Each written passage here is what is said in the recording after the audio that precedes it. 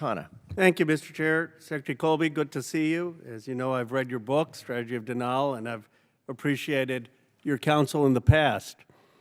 How many major wars has China been in since 1979? I think zero.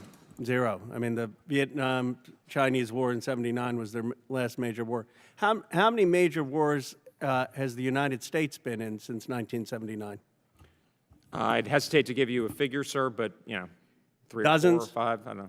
4 or 5 major ones and probably dozens of interventions. And in the past, you've written eloquently, and I know you say it's your personal opinion, but you've written eloquently about how draining resources into the Middle East, which has very little % of the GDP, is actually a strategic disadvantage versus China. That basically China is free riding, they don't fight the wars. We've been spending all this money on these wars in the Middle East. I understand you work for the president, but how do you reconcile this view?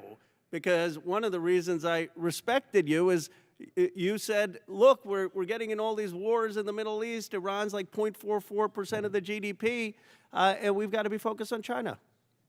Well, thanks, Congressman. I'd turn it back to some of our conversations, if I may say. I think I've always said that Iran is a threat, and we're going after it with scoped military objectives, and that's what I committed to in my confirmation hearing almost exactly a year ago. So I think this is, you know, I'm very supportive of this effort of Operation Epic Fury, and I know, and I personally am involved. I wouldn't overstate my involvement or influence, certainly, but I know from the top down, we are thinking about how to make sure this is net beneficial for the American people. But the real answer, sir, is in the industrial policy kind of discussions that you've been leading on your side of the aisle, but there's, I think, consensus on, which is we've got to be able to produce at a higher level more quickly the best stuff, but also lower cost stuff. And that's why, you know, the real message of the strategy, and the strategy is more of a heuristic or a framework than a particular, you know, settled point in time, is rather to say, we need a national mobilization of our defense industrial base. And, sir, I think that's what you've been saying. I appreciate that. Let me ask it this way, because I get you can't contradict the president. What are the biggest risks of the operation continuing in Iran? Is it sort of the munitions drain? Is it the treasury drain? What would you say? My hope is you'll be one of the voices in the administration saying, let's end this quickly. What do you see are the biggest risks? Well, I think there are a range of risks, and they have to be weighed against the significant benefit of obviously, kind of at minimum, the significant degradation or destruction of Iranian conventional military power and the possibility of a dramatic change to a much friendlier Iranian government. The military campaign is not riding on that as a designated outcome, but we're hoping for it, and that's a lot of that's in the hands of the Iranian people.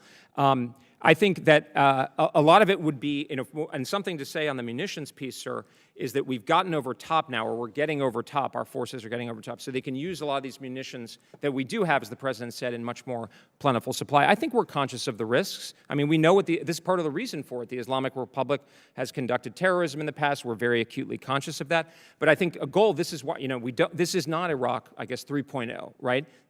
We are not doing nation building. We're not flowing. Obviously, the president has the option to use a variety of capabilities, but this is not, you know, Jerry Bremer, CPA, et cetera. Let me ask one more question, my time. And my goal is to have your voice uplifted, so I don't want to ask you hard questions because maybe they'll discount your voice. I like the fact that you're in the administration compared to some of the other folks who are in the administration. By the way, Vice President Vance used to be where you were in terms of not getting into these wars until he's gone in the kind of Lindsey Graham direction. I actually don't understand it. Donald Trump beat Lindsey Graham in 2016, and now Lindsey Graham has become the face of Donald Trump's foreign policy. It's like, what happened? But let me ask you this last question. What about the view that Iran is just going to rebuild these things in 6 months, in 1 year? What is the plan? You know, General Petraeus said, what is the plan after Iraq? What is the plan? Are we going to go bomb them again? Well, I think that's a great question, sir, and that's the one that we're wanting to make sure, and part of the reason why the industrial capacity is such a part of it, and I certainly am thinking about General Petraeus' famous admonition, because that's a critical part, and this is still, obviously, the conflict has just begun, but we need to, day by day, in a dynamic situation, make sure that we end up, and we don't, and the president has said that, we don't get right back into it. You're a serious person. I hope this doesn't hurt you more than help you, but I've always found you to be engaged with intellectual honesty, and I appreciate some of your writing.